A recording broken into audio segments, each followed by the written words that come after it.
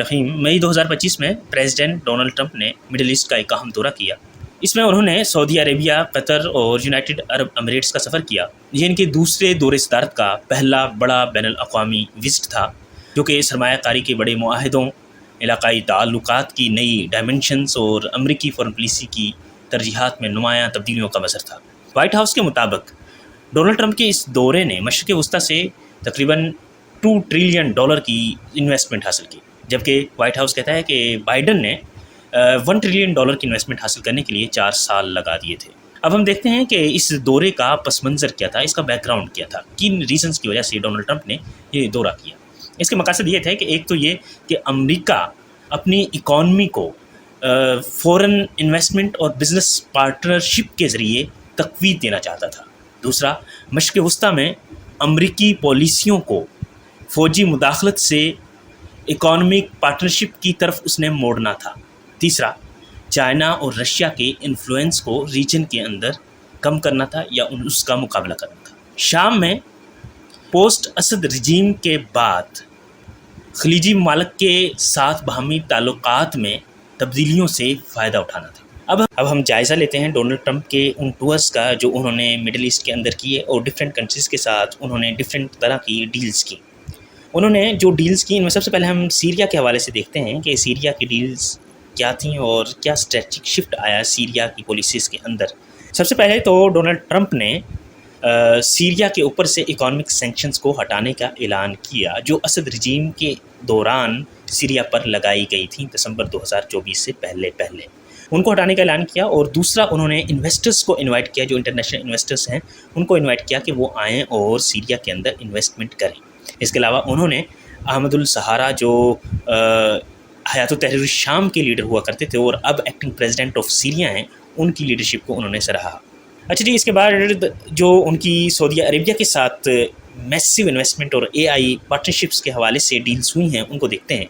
Saudi Arabia के साथ जो बड़ी अहम डील है वो आर्म्स एंड टेक्नोलॉजी की डील्स है, जिसमें इन दोनों ममालिक के दरमियान $142 बिलियन की डील्स हुई। इसमें ये अभी तक USA की किसी भी मुल्क को वेपन प्रोवाइड करने की सबसे बड़ी डील है। इसके अलावा सऊदी अरेबिया ने अपने सऊदी विजन 2030 के हवाले से USA में $600 बिलियन की इन्वेस्टमेंट का ऐलान किया, जो सऊदीया की ऑयल बेस इकॉनमी को डाइवर्सिफाई करेगा। इसके अलावा जब ये दौरा किया गया तो डोनाल्ड ट्रंप अकेला नहीं आया था, इसके साथ बिजनेस जायंट्स आए थे। इलॉन मस्क था, सैम अल्टन था, लैरी फिंक था और जैसन हुआंग था, वो भी रियाज के दौरे पे पहुंचे थे। ट्रंप के सऊदी अरेबिया के दौरे के दौरान आर्म्स के अलावा दूसरा फोकस AI पर रहा। ट्रंप ने जो अपनी AI की टेक्नोलॉजी को चाइनीज़ एस्पियोनेज से बचा रहा था, अब उसी को वो अब सऊदी अरेबिया के साथ शेयर करने जा रहा है। उसी टाइम पे NVIDIA ने 18,000 AI चिप्स को सऊदी अरेबिया को सेल करने का ऐलान किया, कमिट किया। अच्छा जी, इसके बाद हम देखते हैं जो उन्होंने कतर का दौरा किया। कतर के साथ जो record aviation and defence deals हुई, कतर के साथ सबसे पहले उनकी इकोनॉमिक डील हुई, जिसमें जो $1.2 ट्रिलियन की थी। इसके तहत कतर USA से 160 बोइंग जेट्स खरीदेगा। इसके अलावा $1 billion in counter drone technology and $2 billion in drone purchase में ये इन्वेस्ट करेगा। मोर ओवर, एक future investment plan for AI Ubaid airbase, उसके हवाले से ये $38 बिलियन की डील हुई। अच्छा जी, अब हम डिस्कस करते हैं UAE के दौरे के दौरान जो ट्रंप के एग्रीमेंट्स हुए, स्पेशली AI हब और एनर्जी एक्सपेंशन के हवाले से। पहले हम AI एंड सेमीकंडक्टर एग्रीमेंट के हवाले से बात करते हैं। इसके तहत UAE ने AI सेमीकंडक्टर की USA की कटिंग एज टेक्नोलॉजी को परचेज़ करने का कमिटमेंट की। और दूसरा, 2025 में ही NVIDIA AI चिप्स 500,000 मतलब कि 5 लाख चिप्स को UAE भेजेगा, UAE इनको इंपोर्ट करेगा। मोर ओवर, AI कैंपस बनाया जाएगा UAE के अंदर, जो वर्ल्ड का USA के बाहर सबसे बड़ा AI कैंपस होगा। ये अबू धाबी के अंदर बनाया जाएगा और इसको 5 GW पावर कैपेसिटी भी प्रोवाइड की जाएगी। इस तरह से UAE एंड USA के दरमियान 10 ईयर के एक इन्वेस्टमेंट फ्रेमवर्क तय हुआ जिसमें $1.4 ट्रिलियन की डील हुई। इस दौरे के दौरान जो इसराइल है वो कहाँ पे खड़ा है, इस चीज़ को हम देखते हैं। क्या इसराइल पे इसका कोई बुरा या अच्छा इम्पैक्ट पड़ा है? एक्चुअली इस टूर का एक मकसद इसराइल के साथ ताल्लुकात बेहतर करवाने भी हैं। डोनाल्ड ट्रंप ने सऊदी अरेबिया का जब दौरा किया तो उसको अब्राहम अकॉर्ड ज्वाइन करने के लिए इनकरेज किया। सीरिया को भी उसने नॉर्मलाइजेशन के हवाले से कायल करने की कोशिश की कि वो भी इसराइल के साथ नॉर्मलाइज करे अपने ताल्लुकात को। अब हम देखते हैं कि इस टूर के रीजनल एंड ग्लोबल इम्पैक्ट्स क्या हैं, मिडिल ईस्टर्न कंट्रीज़ के ऊपर, चाइना एंड रशिया के ऊपर और फ़लस्तीन काज के ऊपर क्या इम्पैक्ट है। सबसे पहले मिडिल ईस्टर्न कंट्रीज़ के हवाले से देखते हैं कि मिडिल ईस्टर्न कंट्रीज़ की इकॉनमी ट्रांसफॉर्म होने जा रही है। पहले तो मिडिल ईस्टर्न कंट्रीज़ की जो इकॉनमी थी वो मेनली ऑयल के ऊपर टिकी हुई थी। अब UAE, Saudi Arabia and Qatar USA के साथ एआई के अंदर और डिफरेंट टेक्नोलॉजीज़ के अंदर डील्स कर रहे हैं, तो इस तरह उनकी इकॉनमी ट्रांसफॉर्म होगी। दूसरा, इसका इम्पैक्ट क्या पड़ सकता है गज़ा के इशू के ऊपर, उसके फ़लस्तीन के इशू के ऊपर। उस हवाले से ट्रंप ने ये कोशिश की है कि सऊदी अरेबिया और सीरिया उसको इसराइल के साथ ताल्लुकात बेहतर करें। और इसके अलावा एक जो अहम डेवलपमेंट हो सकती है इसके नतीजे में वो जियोपॉलिटिकल रीअलाइनमेंट है।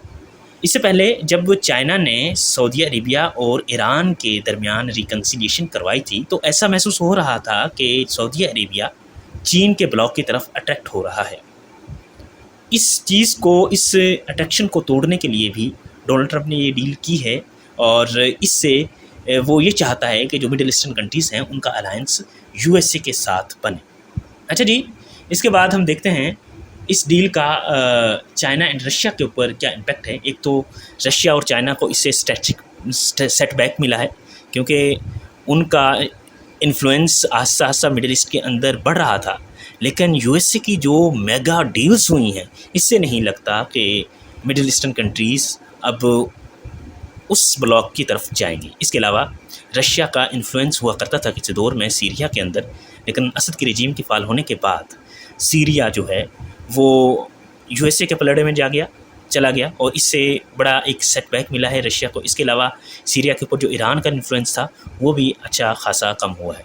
इसके अलावा चाइना के साथ यूएसए की टेक वार चल रही थी। अब उस टेक वार को यूएसए ने एक्सपेंड किया है। जो टेक्नोलॉजी वो पहले शेयर नहीं कर रहा था उसने अब उसको सऊदी अरेबिया और बाकी मिडिल ईस्टर्न कंट्रीज़ के साथ शेयर करने की तरफ कदम बढ़ाया है।